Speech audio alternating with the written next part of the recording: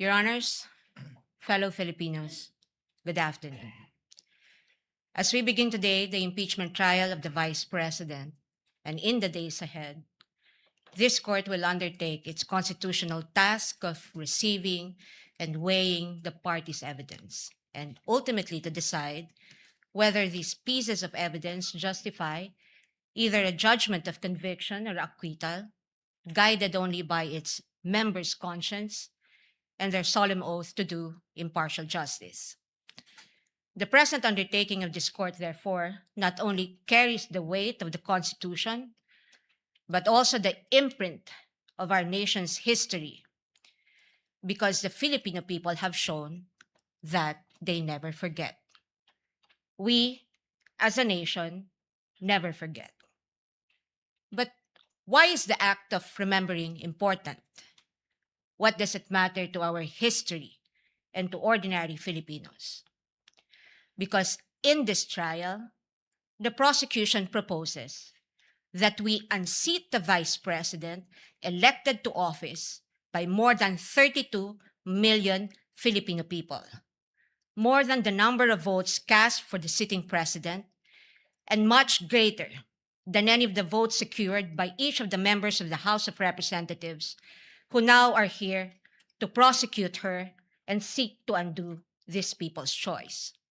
Sa makatwid, ang malinaw na layunin sa likod ng mga paratang na ito ay ang pagpapatalsik sa isang vice-presidenteng inihalal ng mahigit 32 milyong Pilipino at bunga ng kanilang malayang pagpapasya. Whatever one's political persuasion is, the reality is that the prosecution now comes before this court to remove a vice president chosen by an overwhelming number of the electorate.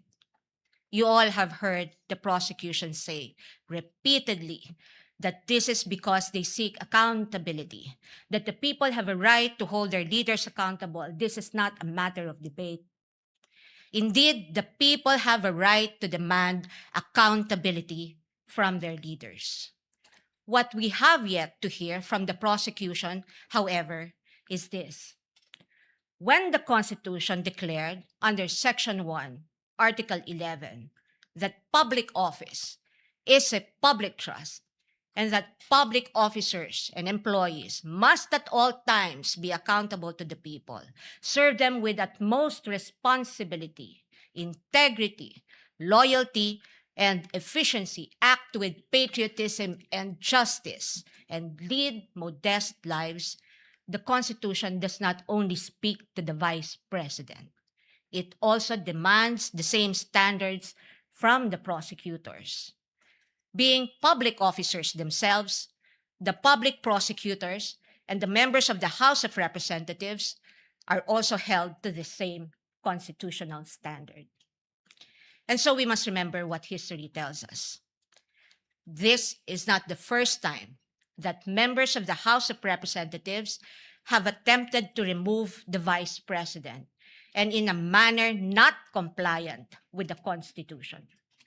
In a July 25, 2025 decision, the Supreme Court unanimously declared in Duterte versus House of Representatives, GR numbers 278353 and 278359, that the impeachment proceedings in the House of Representatives were tainted with grave abuse of discretion, rendering the articles of impeachment that the House transmitted last year to the Senate as void ab initio. Early this year, the Supreme Court unanimously denied with finality the House of Representatives' motion for reconsideration of that decision, with a reminder that while impeachment is a powerful democratic process to call out corruption and grave abuse, impeachment can be abused, and that impeachment should never be abused to maintain the hegemonic dominance of greed by shaming those who occupy high government positions into preventing them from doing what they were sworn to do. But perhaps the most enduring reminder of the Supreme Court that we must not forget in the entire course of this trial is that, in the words of the court, the rule of law that does justice is our lodestar. and that justice includes accountability. Justice includes fairness. Without fairness, there is abuse. This fairness is what our democracy is all about. It is in light of these reminders that we draw attention to certain fundamental legal principles that we think we must not forget throughout this trial. Mga batayang prinsipyo na dapat nating tandaan sa buong panahon ng paglilitis na ito, anuman ang ating kulay o politika. If we are to be true and honest to our proclaimed values, such as the pursuit of accountability, justice, and integrity in our system of government, then we must remain possessed of an unyielding resolve to ensure that the trial and judgment in this case are done in accordance with the command of the Constitution, the majesty of the law, and the discipline required by the rules. Otherwise, those who stand in sanctimonious judgment of the Vice President will send a clear message that the law can be bent when it suits the convenience of the powerful, and that justice can be sacrificed at the altar of partisan interests. Mahalagang tandaan ang mahigpit na paalala ng ating Korte Suprema. Impeachment is not a purely political proceeding. It is primarily a legal, political, and constitutional mechanism. Ibig sabihin, kailangang naayon sa batas at konstitusyon ang anumang proseso nito. According to the Constitution, it is the Senate that shall have the sole power to try and decide all cases of impeachment. This power is not shared. The Constitution gives no other body, department, tribunal, agency, or a mere committee of any of these institutions the power to try an impeachment case. The House merely initiates, the Senate tries. Yet, we have seen the Committee on Justice conduct what its chairperson, the lead prosecutor in this case, described as a mini trial, which, as we all had witnessed, became a vast fishing expedition of alleged evidence that were not even part of the impeachment complaints under its consideration and which the respondent accused was made to answer. In that mini trial, we saw how the purported pieces of evidence were curated to construct a narrative against the Vice President even before this case reaches trial. The articles of impeachment presented before this court as an exercise of the House's power to initiate impeachment cases are therefore, in sober truth, the product of an impermissible intrusion of clear constitutional boundaries. Over the course of the impeachment trial, the prosecution will attempt to convince this court and the court of public opinion that the allegations in the articles of impeachment are supported by materials they obtained during their mini trial and that evidence exists to sustain a judgment of conviction. They will claim that the notices of suspension and disallowance issued by the COA and the COA decision denying the Vice President's appeal of that disallowance support their accusations, with the release of that decision by the COA conveniently timed and coinciding with the committee hearings. They will claim that the certifications of the PSA confirm their allegation that recipients of the confidential funds do not exist, even though they listed one Mary Grace Piatos in their pre-trial brief as among their witnesses, or that the liquidation of the confidential funds in a span of 11 days was allegedly swift as to invite suspicion. The prosecution will assert that the supposed NBI findings of similar signatures across a number of acknowledgement receipts submitted to the COA are supportive of their conclusion that the disbursements of the confidential funds were irregular. What the prosecution avoided informing the public so far are these: that it was the then Secretary of the Department of Budget and Management, Amena Pangandaman, who issued a memorandum for the President through Executive Secretary Lucas Bersamin on October 18, 2022, recommending the approval of the Office of the Vice President's request for confidential funds. that the Office of the President did in fact approve that recommendation of the DBM through a memorandum from the Executive Secretary dated November 28, 2022, and signed by the former Executive Secretary Lucas Bersamin by order of the President, that on December 13, 2022, the DBM issued a special allotment order number Saro-BMB-C-22-001-2004, signed by former Secretary Amena Pangandaman, to cover the request of financial assistance, subsidy, and confidential funds of the OVP that, notwithstanding the impending end of the fiscal year, the confidential funds were nonetheless released to the OVP on December 20, 2022 under this documented approval process.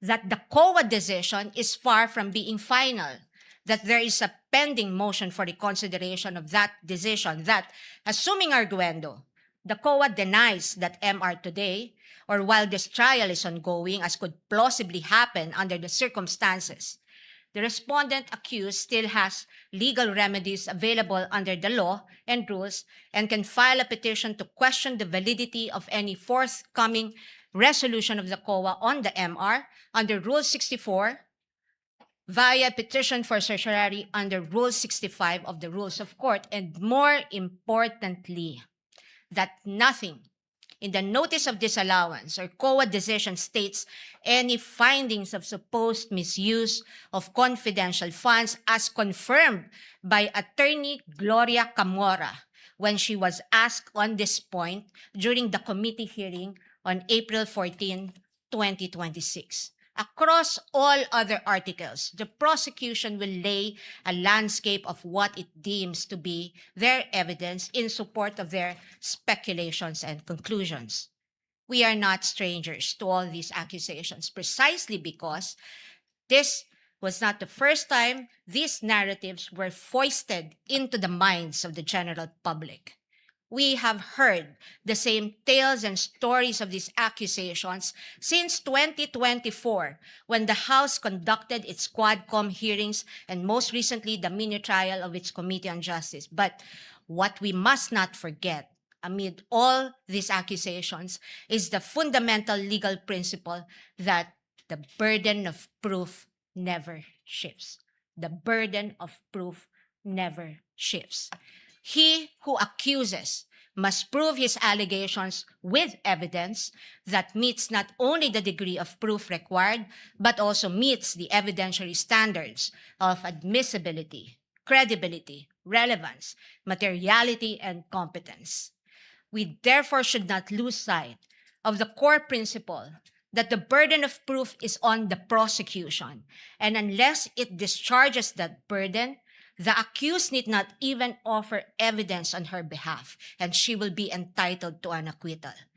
This is the law then. This is the law now. And the underlying principle for this burden of proof is simple. Under our Constitution, every accused is presumed innocent until proven otherwise.